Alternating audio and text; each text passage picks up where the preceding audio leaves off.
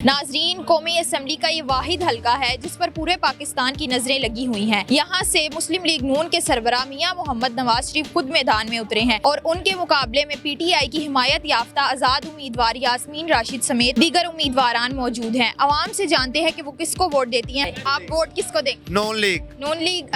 मियां मोहम्मद नवाज शरीफ से आपकी क्या तवक्का है? इंशाल्लाह ताला सब कुछ महंगाई खत्म हो जाएगी। आप वोट किसको? इमरान खान। इमरान खान को। आप किस? यार इमरान खान तो इलेक्शन खलो ही नहीं रहा। पार्टी जो भी हो, पार्टी जस्ट PTI। अस्सलाम वालेकुम। वालेकुम सलाम। आपका नाम? जी गोहर अजमल आफरीदी। वोट किसका?